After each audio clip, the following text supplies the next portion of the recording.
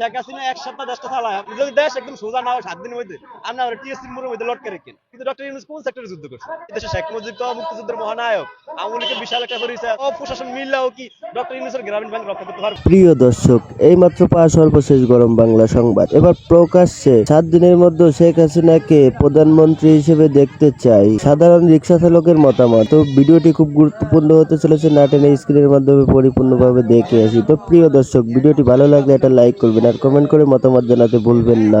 গোপন মানে এটা অনেক বড়, এত খুবই বড় আসুস মিডালে এত মানুষ মাইরা খালি তার ছিল মানুষটা মানুষ ছাগল ছাগল ছাগল পাগল মানুষ আর তাই প্রথম যা মানুষ মরে থাকা আমার দেশে মানুষ মরে গেলে আরেক দেশের মানুষের নাম জনগণ মানাইলাম আসলে নেত্রী এটা দেশের মানুষ কোনো চিন্তা ভাবনা করছে না, দেশের বাংলাদেশ মানুষ মরে থাকা কিন্তু আমি না মানুষের না বাংলাদেশ মানুষ বানাইলাম কিন্তু না আল্লাহ সেটা ভাবতে হবে।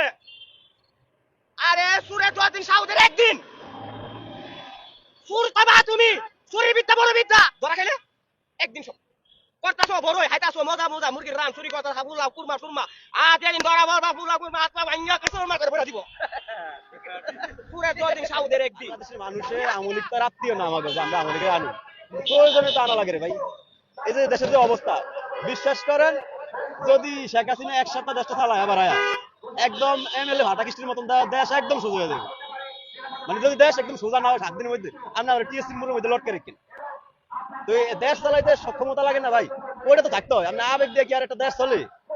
ডক্টর ইউনূস এই যে বর্তমানে বিপদশীল লোক নোবেল বিজয়ী এখন বহুত নোবেল বিজয়ী জেলে আছে, এই লোকের কপাল ওইডি আছে ওরা হ বিএনপি এক আওয়ামী লীগ এক জেলা আছে অবশ্যই জেল খাটতে হবে না। এই সবকিছু প্ল্যান সবকিছু বইয়াতে আমেরিকাতে এই লোকটাই করছে। তো আপনি দেশের এত বড় ক্ষতি করছেন, আপনি কি একটু ফল ভোগ করবেন না?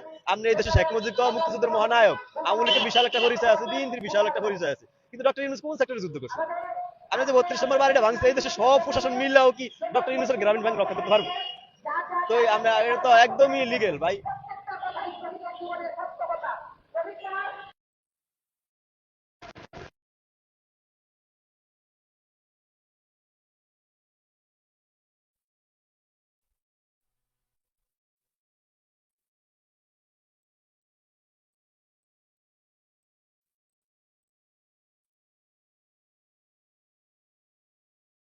ডক্টর মোহাম্মদ ইউনূস বলছে